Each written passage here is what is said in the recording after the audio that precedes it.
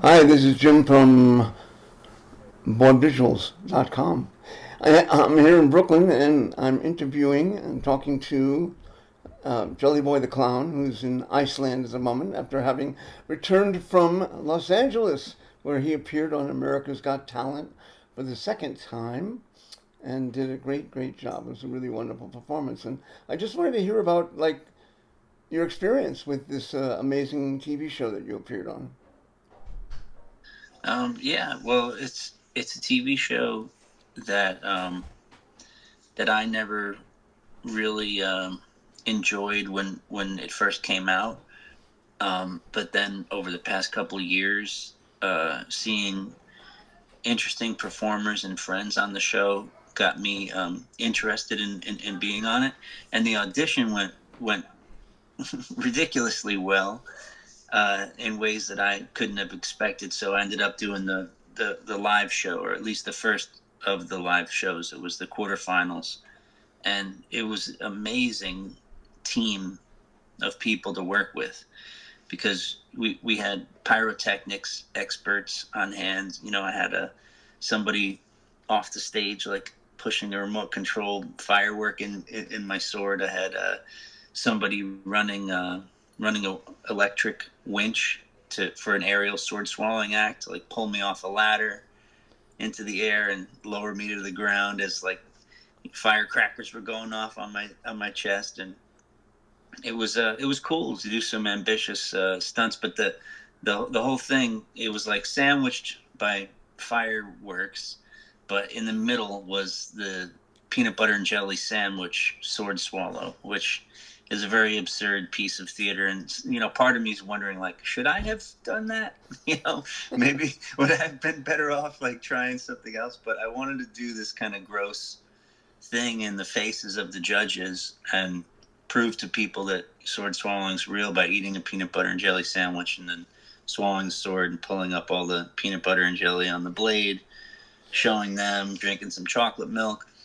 But it was like I had a great wardrobe department. They were able to get me a leather vest that I could blow the fireworks up on, and they punked out the collar with spikes, and they basically matched up the painting to Marie Roberts' suit that she painted for me, and even put like Strange But True in the back of it, and put the lightning bolts like going up with the pants and stuff. And so they painted it really well.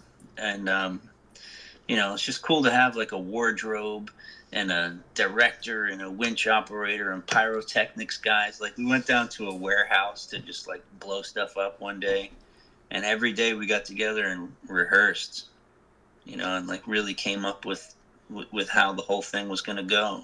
Wow. um Nice, yeah, it was nice to have a a lot of fun. budget once in And a while, right? yeah, and have a budget, right? And the whole stage setup was really cool.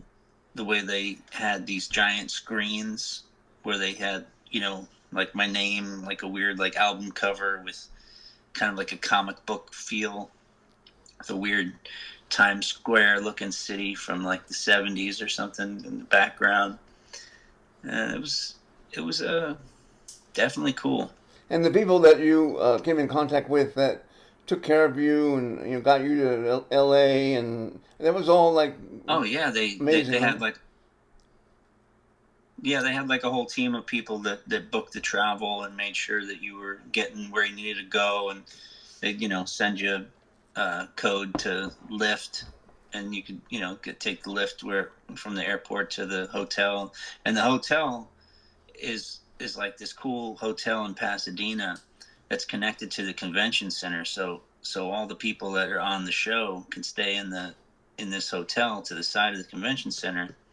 And yeah, Pasadena's just like a beautiful place to walk around. The weather was perfect, and there's all kinds of cool trees and vegetation. And it's like in the mountains. It's not on the coast of like Los Angeles County. It's more like up in the highlands, Mm, like a little desert mountains kind of deal.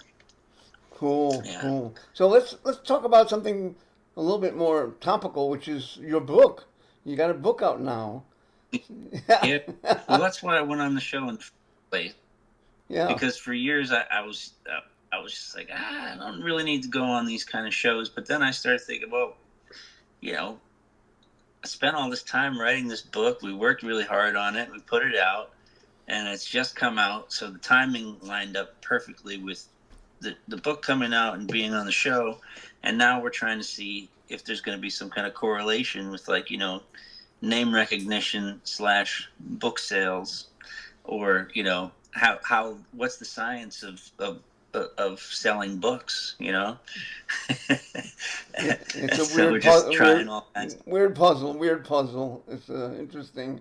But let's talk about the book itself. I mean, can you explain a little bit about the theme of the book, like what your life story? It's a little bit about your experiences Yeah, getting into yeah, right. sideshow, and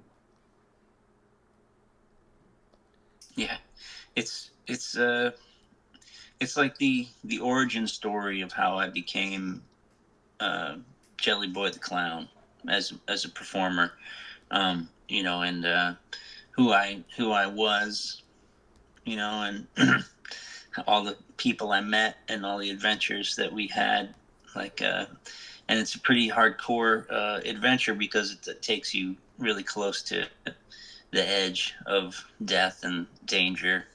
And yeah, it's just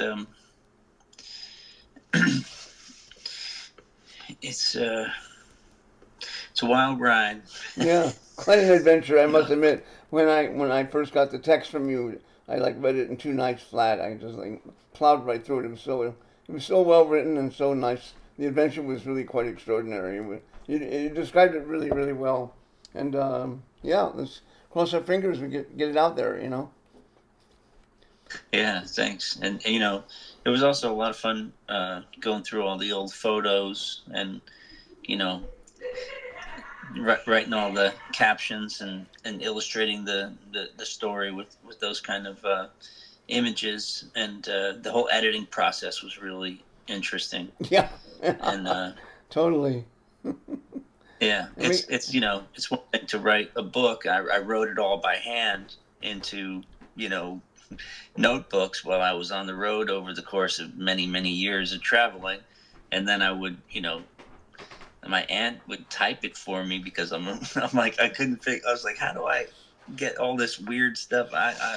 My brain was a little scrambled, so I needed some help. And so it was typed out from these handwritten books. And then we went through it and carved out, you know, the story, and added details where details needed to be added, and took away crazy tangents, and basically focused the story, yeah, I think the it was a memoir. little. I think the length of the book was a little bit longer than it ended up being. Right? Yeah, about 150 pages, but yeah, But it we was got, good to sharpen it up, I think. we got some good help from a good friend of yours, right? Well, a couple good friends, That's right. James Taylor edited it twice in different That's forms, that's and right. then Jen, and really hooked it up. It was like really intense, and full on back and forth editing between us for, like, I don't know, maybe 2 weeks. She did In a the great end, job. like, She did just a when I great thought job. Yeah. it was ready, You like, thought- no, not ready. It's almost ready. yeah. We thought we were close, but we weren't close at all, actually. Yeah, you always think you're like, all right, it's any minute now. Yeah, It's like, right. no, no, let's Exactly. be realistic. So, what are your plans for the next month or two? Yeah, we got some cool stuff going on. This week, I'm going out to Oslo, Norway, to hang out with some of my friends who I wrote about in the book, Pain Solution. Hove Fjell, he's got a new space, which is kind of like a garden and a bar, and uh, some cool performers going to meet up with there, and we're going to do some shows, and that's going to be a cool weekend in Norway. And then yeah, and then I'm going to go to London, to the Box in London, make a new act, and maybe meet up with Matt Fraser, who wrote the foreword of the book, and talk to him a bit more. And yeah, and then of course Halloween's around the corner, so lots of Halloween stuff's going to be going on.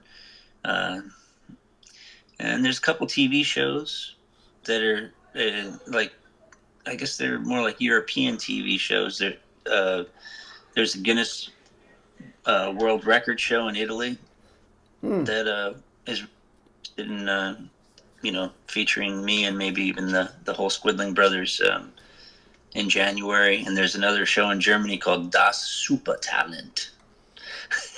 Nice. There's another kind of Got Talent show, but it's like Das Supertalent. So I guess it's like more extreme German version of it. So I'm hoping to do more stuff with like Tesla coils and aerial sword swallowing and all kinds of bizarre fusions. Now that I see this TV format, I'm kind of inspired, and I'm like, okay, well, what else can I do in this type of a thing? Because it's a whole franchise, like, there's all over the world. These shows exist. When you're on one, other ones call you, and it's kind of like you're in the circuit. That's nice. So, that's nice. And you're coming back to New York too, right? Oh, definitely.